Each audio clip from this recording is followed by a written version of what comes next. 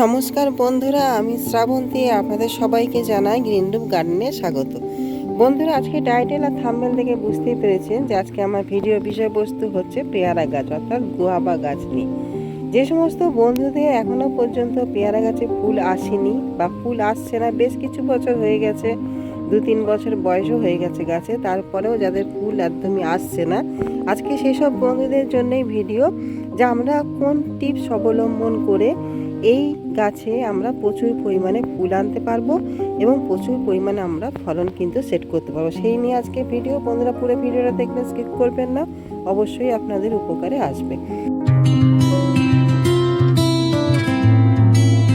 বন্ধুরা, প্রথমে যেটা বলি সেটা হচ্ছে কি না, আমাদের পেয়ারা গাছে আমরা প্রচুর পরিমাণে কিন্তু ফুল আনতে পারি। আমাদের যাদের পেয়ারা গাছ আছে আমরা সকলেই জানি যে আমাদের সারাটা বছরই কিন্তু ফুল আসতে থাকে, পেয়ারা হতেই থাকে। আমাদের বর্ষাকালে পেয়ারার ফলনটা বেশি হয়, কিন্তু সারা বছর টুকটাক কিন্তু আমাদের হতেই থাকে। আমরা এই পেয়ারা গাছে ফুল আনার 3টে টেকনিক আপনাদের বলে দেবো, টিপস বলে দেবো, যে আপনারা প্রচুর পরিমাণে সবসময়ের জন্য কিন্তু ফুল নিয়ে আসতে পারেন সেই 3টে টেকনিক ফলো করে। তার মধ্যে প্রথম যেটা হচ্ছে বন্ধুরা, সেটা হচ্ছে কি না, আমাদের কিন্তু পেয়ারা গাছে পটাশিয়াম, জিঙ্ক আর তার সঙ্গে হচ্ছে ফসফরাস, এই 3টে উপাদান কিন্তু গাছে প্রয়োগ করতে হয়। আমরা যদি ফুল আনতে চাই, গাছে যদি প্রচুর পরিমাণে ফুল পেতে চাই, ফল পেতে চাই, তবে কিন্তু আমাদের জিঙ্ক জাতীয় উপাদান, তার সঙ্গে আমাদের দিতে হবে পটাশিয়াম, আর তার সঙ্গে দিতে হবে আমাদের ফসফরাস। কেননা পটাশিয়াম হচ্ছে প্রচুর পরিমাণে কিন্তু ফুল আনতে সহায়তা করে। পটাশিয়াম একধারে যেরকম আমাদের গাছের ইমিউনিটি পাওয়ারকে বৃদ্ধি করে, গাছকে শক্ত মজবুত তৈরি করে এবং ভেতর থেকে শক্তিশালী যেরকম করে তোলে, পাশাপাশি কিন্তু প্রচুর পরিমাণে ফুল আনতেও কিন্তু গাছের সহায়তা করে। তার সঙ্গে আমাদের যে ফসফরাস, তা হচ্ছে শিকড়ের বৃদ্ধি ঘটাতে, যে খাবার গাছ গ্রহণ করবে তাকে সঠিকভাবে গ্রহণ করাতে এবং প্রচুর পরিমাণ ফুল আনতেও কিন্তু আমাদের ফসফরাস অধিক মাত্রায় সহায়তা করে। আর যে জিঙ্ক, সেই জিঙ্কের ব্যবহারও কিন্তু আমাদের কাছে প্রচুর পরিমাণে কিন্তু ফুল আনতে সহায়তা করে। আর জিঙ্কের ব্যবহার যা আমাদের গাছে প্রচুর পরিমাণ বৃদ্ধি ঘটাতে, জিঙ্ক কি করে, জিঙ্ক করে কি না, আমাদের গাছকে বাড়িয়ে তোলে। আর যত আমাদের গাছের বৃদ্ধি ঘটবে তত নতুন শাখা প্রশাখা বেরোবে এবং পাশাপাশি কিন্তু প্রচুর পরিমাণে কিন্তু ফুল আসবে। আর সেই ফুলটাকে ধরে রাখা, ফলটাকে সেটিং করার ক্ষেত্রে কিন্তু জিঙ্ক অনেকটাই কার্যকারী। এই 3টে উপাদান কিন্তু আমাদের অবশ্যই গাছে দিতে হবে। আমাদের নাইট্রোজেনযুক্ত খাবার কিন্তু আমরা কম দেবো।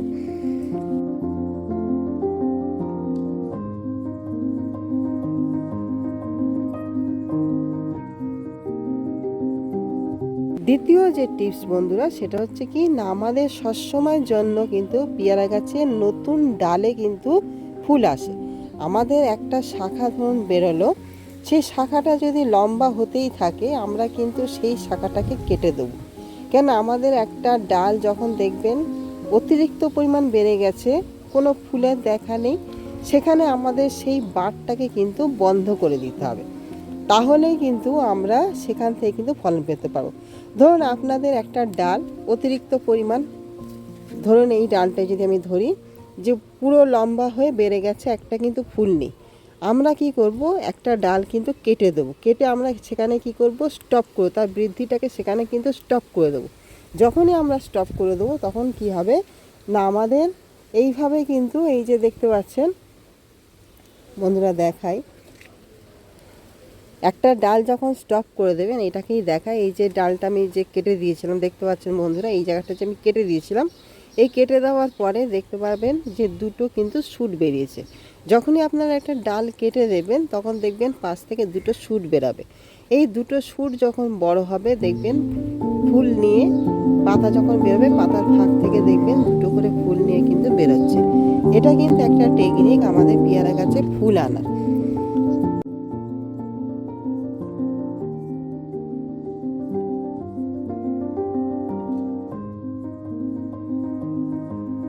যে পয়েন্ট, যে 3 নাম্বার পয়েন্ট হচ্ছে যে আমরা এই সময় একটা পিজিআর গাছে কিন্তু স্প্রে করব। এখানে যে পিজিআরটা সব থেকে বেশি ফলপ্রদ, যেটা সব থেকে বেশি কাজ দেয়, সেটা হচ্ছে কি না, আমাদের এই বুস্টার 2, এই যে বুস্টার 2, এই বুস্টার 2 কিন্তু আমাদের ফুল আনতে কিন্তু প্রচুর পরিমাণে কিন্তু সহায়তা করে। ফুল আনার জন্য এই বুস্টার 2 আপনারা 1 লিটার জলে 1 ফোঁটা, শুধুমাত্র 1 ফোঁটা, বেশি দেবেন না, 1 লিটার জলে 1 ফোঁটা দিয়ে গাছে স্প্রে করবেন। তাতে করে দেখবেন ফুল আসার সম্ভাবনা বহু গুণ কিন্তু বৃদ্ধি পাবে। আপনাদের কাছে যদি বুস্টার 2 না থাকে তাহলে আপনারা প্লানোফিক্স, মিরাকুলাম এগুলো আপনারা কিন্তু দিতে পারেন। কিন্তু বুস্টার 2টা কিন্তু ফুল আনার প্রবণতাকে কিন্তু বেশি মাত্রায় বাড়িয়ে তোলে। এই বুস্টার 2 যদি 1 ফোঁটা 1 লিটার জলে দিতে পারেন, কিংবা প্লানোফিক্স যদি ব্যবহার করেন তাহলে প্লানোফিক্স 1 লিটার জলে 4 থেকে 5 ফোঁটা, আর আমাদের যদি মিরাকুলাম দেন তাহলে 25 ফোঁটা বা 1 ml আপনারা দিয়ে পুরো স্প্রে করবেন। আর এই স্প্রেটা করতে হবে আপনাদের 10 থেকে 12 দিন অন্তত 3 বার কিন্তু করতে হবে। যে কোনো পিজিআর আপনারা স্প্রে করেন না কেন, 10 থেকে 12 দিনের ব্যবধানে আমরা 3 বার এই পিজিআরটাকে কিন্তু স্প্রে করব।